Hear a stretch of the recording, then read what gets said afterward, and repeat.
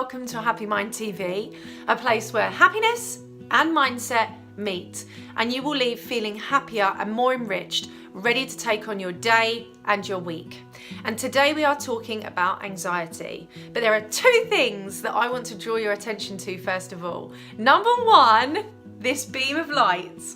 It is so sunny. It's a beautiful autumn day, and I wanted to make the most of this beam of sunshine because no matter where you find me, my biggest aim is to always give you sunshine and a slice of sunshine wherever you go. And if you haven't signed up for my sunshine moments, which will give you exactly that, a slice of sunshine every single Monday so that you can start your week feeling uplifted, make sure you come and join me in the sunshine moments.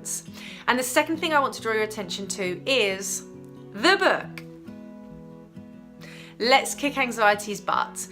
And the reason that I have the book here is one, to remind you that you can go and buy this on Amazon, but two, to also let you know that everything I talk about in a Happy Mind TV episode today is in the book, and you can do the tasks, complete the activities, and spend the time reflecting using the book. Something that comes up so often when I do my live speaking events, I do interviews, podcasts, Facebook Lives, anything I do, even with my clients and people in my group, is I get this question. What do you do when you experience anxiety and you don't know why? And you don't know how to change it?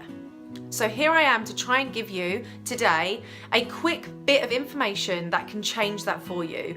Anxiety affects all of us in different ways.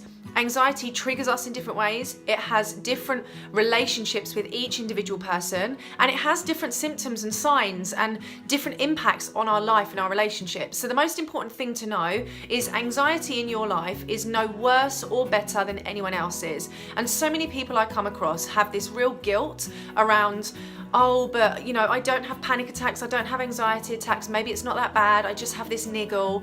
It doesn't matter, and you should never compare your anxiety and the anxiety you experience in your life to anyone else's, because it's individual, it's personal to your triggers and your traumas, any of your past experiences, and that is okay. So the first thing that you must start to do is recognize that your anxiety in your life is in no way better or worse than anyone else's, and comparing it to others does not get you any further forward in overcoming and managing the anxiety you experience. I want to break this down for you and give you 3 things that you have to start thinking about. And using these tips, I want you to really start to understand and unpick how anxiety is showing up in your life. And ultimately, awareness is the fundamental thing I tell anyone. Without awareness, without awareness, it is so hard for you to do anything. If you're not aware of the emotion and you can't start to become aware of how it affects you, how are you going to be able to create strategies and techniques to help you move forward and manage that emotion? So awareness is what I want to talk to you about today. When you experience anxiety and you don't know where it comes from, we need to make you aware and allow you to understand that emotion better. Using these 3 things.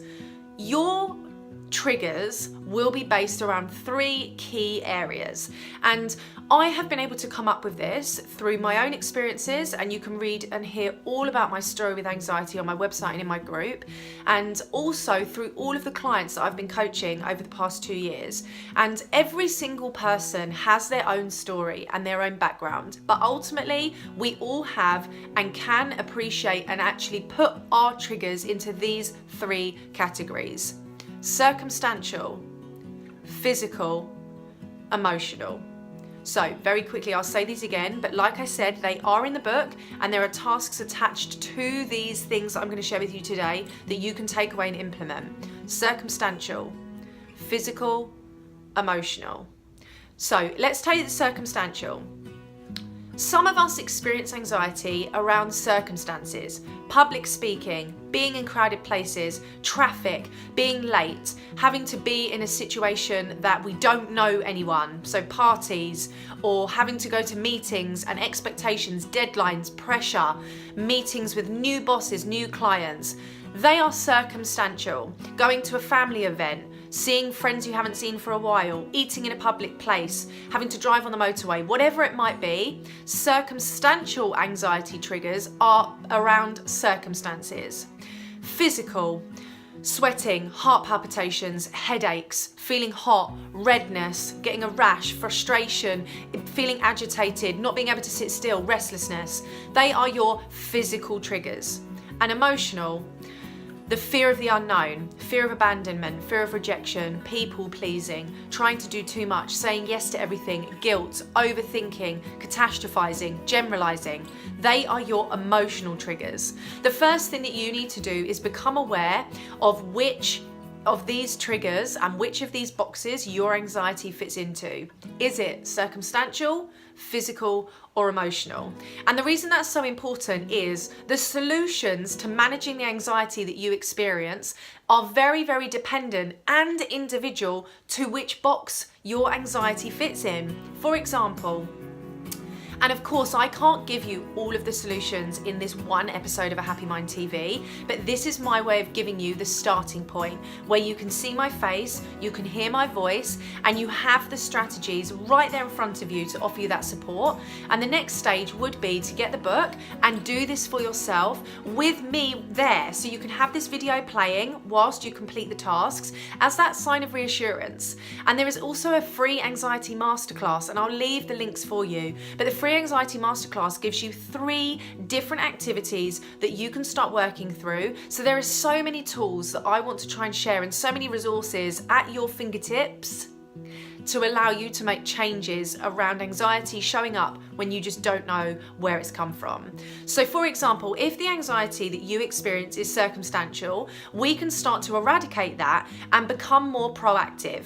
So I want to give you one top tip for each of these categories. And if you want to take this further, you can get the book, you can join my group, you can listen to the podcast, you can get the free anxiety masterclass. There are so many things you can do. And there will be other episodes on A Happy Mind TV taking this to so much more depth. But number 1, if it's circumstantial, we need to become proactive with the circumstances. So for example, if you know that traffic is a really big trigger, can you leave earlier or later to avoid that traffic? If you know public speaking is a real trigger for you, can you practice your speech in front of your loved ones in your living room or practice it on your own? Can you record it on your phone so you can hear your voice? Can you give yourself prompts? Can you have flashcards? If it's around going to parties, can you go with a friend? Can you arrange an exit strategy? Can you say that you'll only go for an hour? Can you go before everyone else? Can you arrive later? Can you decide that you're going to see your friend after the party the next day instead of going to the party? What can you do around the circumstances that allow you to become proactive and not find yourself surprised and all of a sudden stuck in a situation that you know triggers anxiety? So proactive behaviors, plans and strategies and forward thinking is a really good tool if circumstantial anxiety is something that does show up for you. The first tool that I want to give you around physical anxiety is all around knowing yourself. So for example, when I do public speaking events, I get really, really hot and I get really sweaty.